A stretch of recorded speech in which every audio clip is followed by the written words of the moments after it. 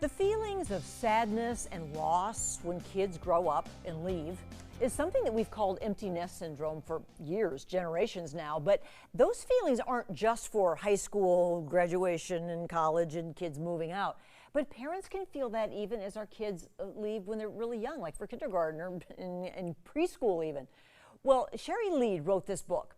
It's a 60-day journal challenge. Ask yourself this: ultimate life lessons from and for my girlfriends. That's Shari's new book, and she joins us right now with tips and tools to deal with the empty nest syndrome. When Shari, you've been going through this too, right? With your both of your kids, huh?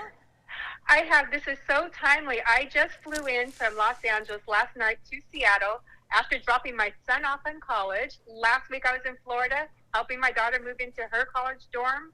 So this is very timely for me right now. And it's such, these transition times for a parent, or I think they're all tough, even when our kids are little. So tell us about that. What is that feeling of that nostalgia, that sadness that's so common?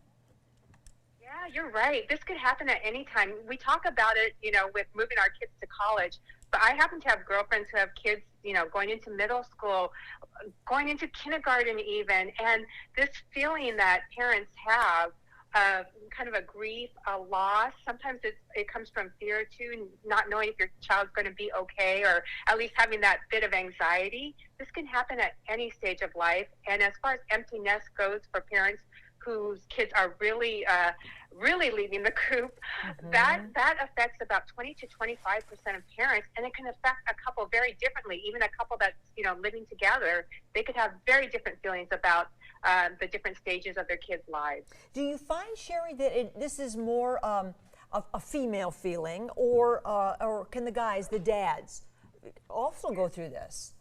Well, the dads definitely could go through this. When I've done some research in this topic, it has been shown that moms in general, with females, have had a higher case of empty nest syndrome, and perhaps that's because traditionally moms have been the ones to stay at home with the kids, so they've really wrap their identity around raising children, and when they leave, they kind of have to find themselves again. Well, some might say, oh, now come on, get over this. This is a happy time. Our kids, we want our kids to grow up and be independent and do their thing.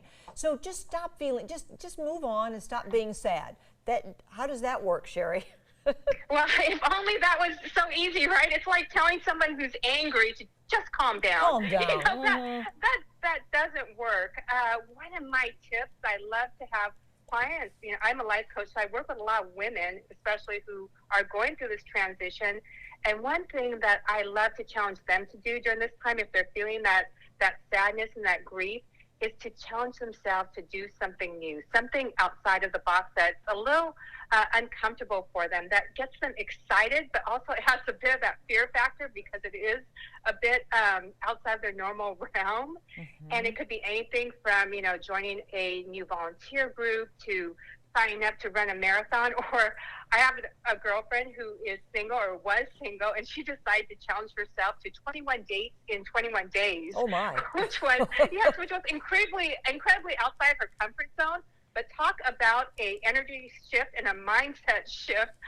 She wasn't focusing any longer on some of the other issues that were going on in her life. She was focusing on this, and pretty excited about it too. So something that gives you that excitement to kind of shift your energy and your focus away from that really profound feeling of loss. Yeah, that something new, something that doesn't have anything to do with your own kids, right? I mean, so we're trying to go into a new direction here for a new kind of motivation. Reconnecting with your friends or your partner, your husband or whoever is involved here, kind of a new focus on yourself.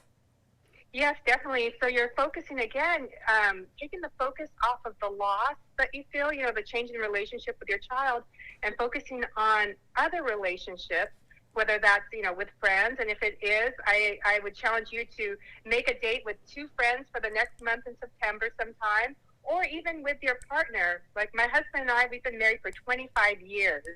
So much of that time was spent raising kids.